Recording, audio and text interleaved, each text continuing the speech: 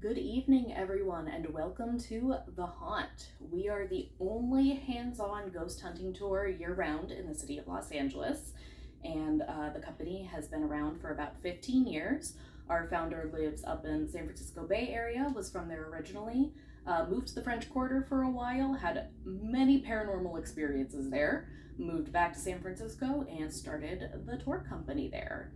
Now, while this is a hands-on ghost hunting tour, we are going to use some real ghost hunting tools such as EMF meters, dowsing rod communication, and the spirit box, possibly some others. This is not a gimmick type of tour. We do not have anyone hired to jump out and scare you, pretend to be ghosts, mess with any of the stuff. If someone does jump out at you on the tour, or try to grab you or something like that, that's not part of it. Please react accordingly. Now, I will give you a brief overview of what you can expect for the next hour and a half. This is a roughly 1 mile walking tour. We are going to cover roughly 4 blocks of the downtown Hollywood area. There are no bathroom breaks along the way, so if you have to go now, hold it, or pee your pants, tell all of your friends the tour was super scary and is super worth going to. And also, we will not be going inside any of the buildings we will be talking about today. If you've done ghost tours in other cities, you know that this is usually how that works. A lot of the places that you talk about are, people's homes or private residences. Like here, we will see some apartment buildings, private businesses, hotels, restaurants, etc. That are either closed for business or open for business, and you are welcome to visit those after the tour, but we will be staying outside for the duration of our portion of it. Now, I will give you a little background on myself. My name is Catherine. I moved to Los Angeles in 2019, and I'm originally from Pittsburgh, Pennsylvania on the East Coast, and I have always pretty much been a believer in the paranormal. I grew up in a house that I would definitely say was haunted, had various experiences in various countries while traveling, have had many experiences since moving to Los Angeles, and will say that the vibe is markedly different here. Maybe you'll pick up on that through the tour tonight. I can say some of my experiences have been my current house has poltergeist activity where we've had objects move on their own, unexplained noises, sounds of footsteps, doors and objects moving on their own, opening and closing, books moving on and off of shelves, not falling, just moving. And obviously, I am here to share my interest in that with all of you. I would like to get a read of the room here.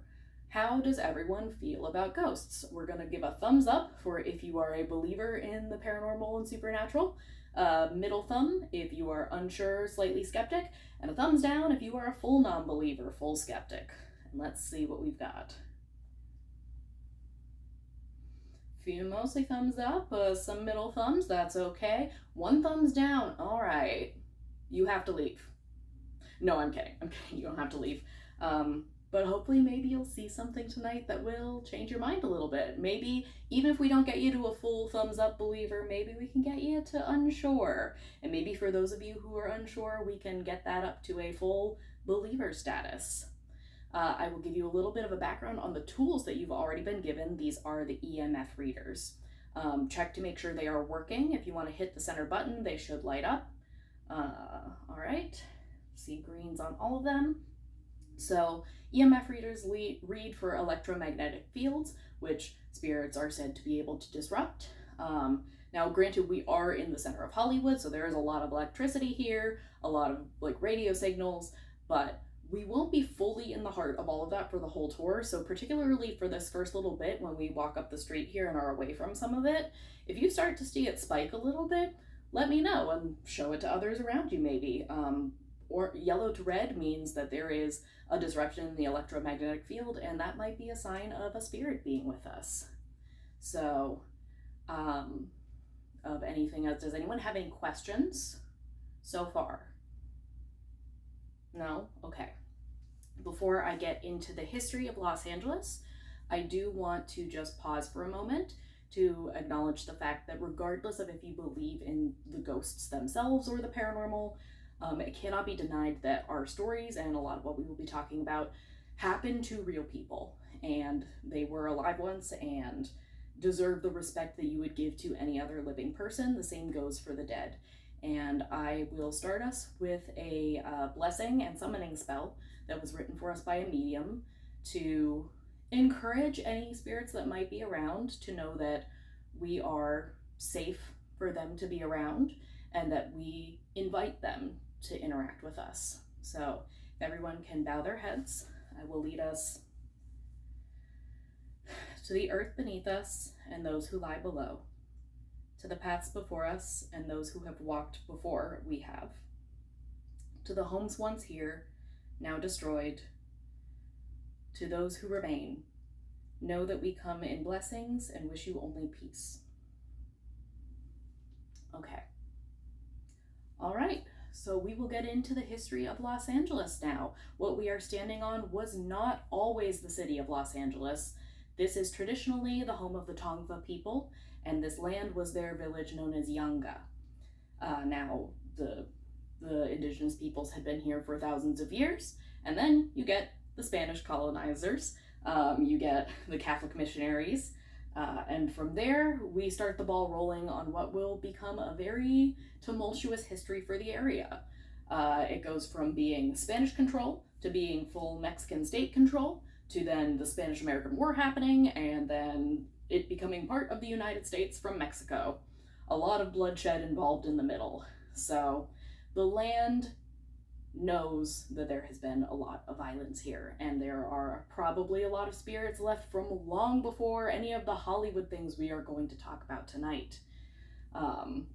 So this is an area that, as one of my fellow guides likes to say, the city of Los Angeles is a city that has never grieved, and that is part of why so many things remain.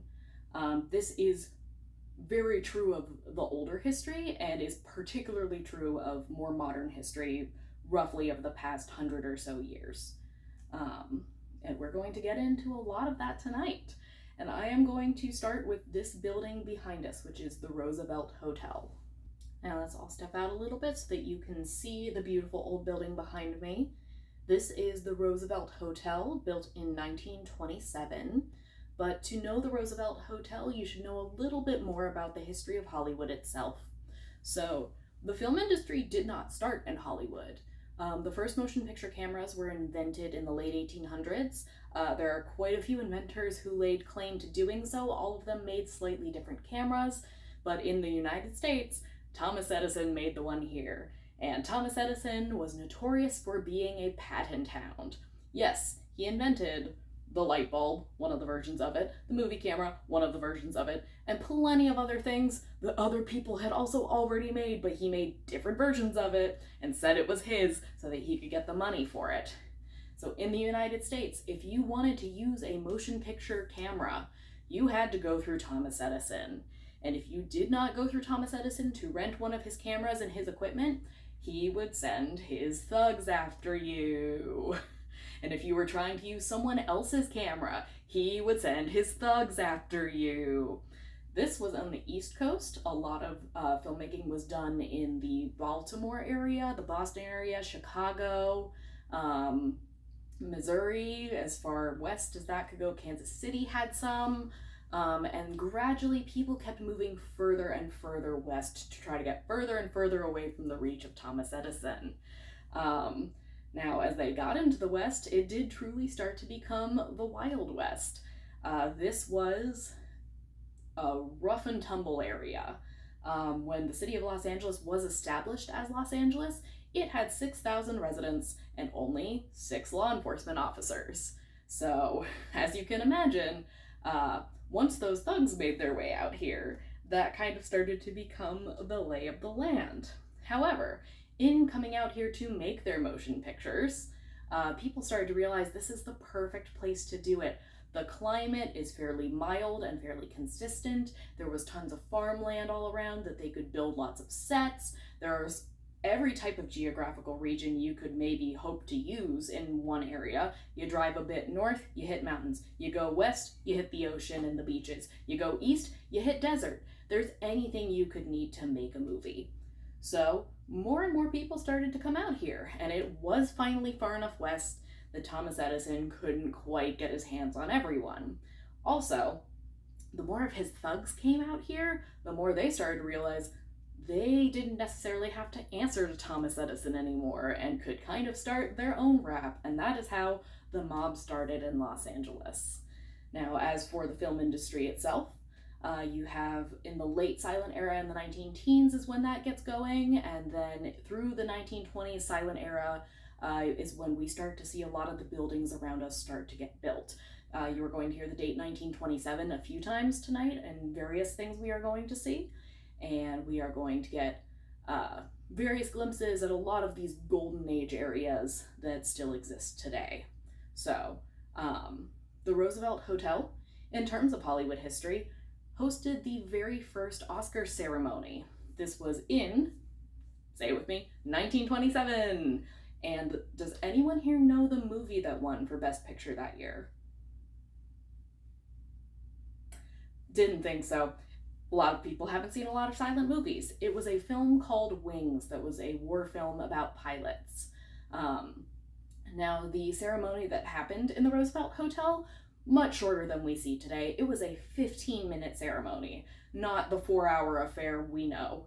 And they got through those awards and went straight to partying, and then partied through the rest of the night.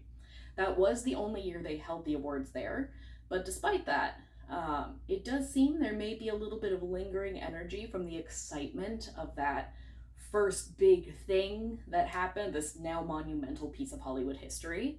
That banquet hall, which has also since housed weddings, celebrations, other award shows, has housed thousands upon thousands of people. And the people who work the hotel have noted that in the room you will sometimes hear the sound of applause and people talking and sometimes music when there is no one in there, or when they are setting up for events and there's certainly no band present and nothing hooked up to the electrical that would be giving you sounds, and certainly not the amount of noise you would expect from a room full of people. So that is the first of our ghost stories of the Roosevelt Hotel. Another one is a classic of the haunting genre. We're just getting through these right away. Can anyone guess what's one ghost that nearly every place seems to have? A creepy little kid.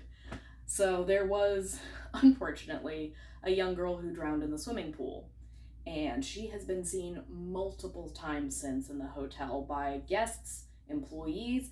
In particular, security seems to see her, and this makes sense because it's their job, if they see a lone child in the middle of the hotel, to find where their family is and where their people are. On one occasion, one guard saw this little girl running down the hall, leaving wet footprints behind her, soaking wet from the pool, and she seemed distraught, looked like she was looking for someone, and he found her curled up in a little ball, crying in a little alcove off of the main lobby. And as he went down to pat her head and ask her what was wrong, what her name was, who her family were, she vanished. And the clearly very wet floor around her became dry.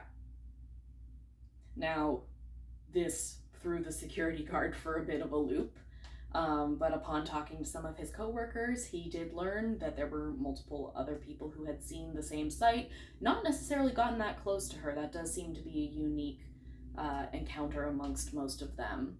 But if you stay at the Roosevelt Hotel and you see a little kid running from the pools all wet, well, you should make sure that they know where their family is. But don't be surprised if maybe they disappear when you try to ask them. Now, the Roosevelt Hotel is full of so much history, and we will be getting into more of it.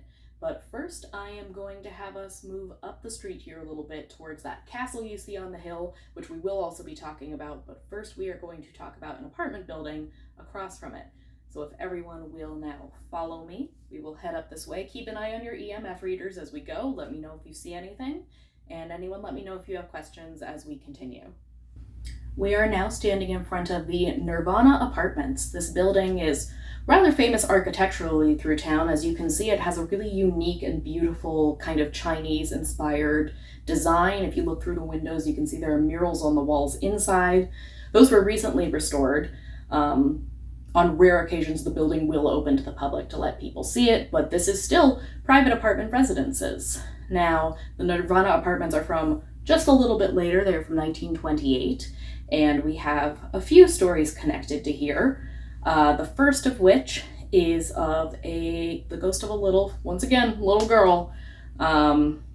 It's interesting, you hear a lot more about little girl ghosts than little boy ghosts. Are little girls creepier? Does anyone know? Once again, unfortunately, this little girl seems to have been the child of someone who possibly lived here. The Nirvana Apartments were housing to a lot of young and up-and-coming movie stars.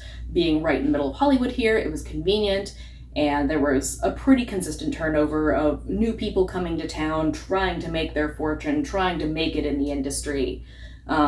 We don't know if this little girl was the child of one of those actresses. Obviously, there's many who never do make it.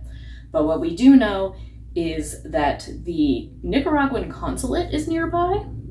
And one day, the daughter of the ambassador to Nicaragua was speeding around that corner right there, you see, and did unfortunately hit the little girl and kill her. Now, a few weeks ago, we were doing a communication session and got some pretty consistent answers with a little girl, and I do think it's very likely maybe we were speaking to her. So if anyone truly sees any activity on your readers or feels anything, possibly like a small hand tugging at clothing or a strange chill, we might be seeing her. Now, in more recent history, there was a body found in the dumpster out back in 2016. Unfortunately, that case is still a Jane Doe situation. We do not know who the woman was. She was never identified, and she was found because residents noticed a trail of blood leading to their dumpster out back. Not what you want to see when it's trash day. So I'm actually going to bring us around the corner here so that we will both see that dumpster and see the view of one of the other places we are going to talk to about, which is another famous, but much smaller hotel than the Roosevelt.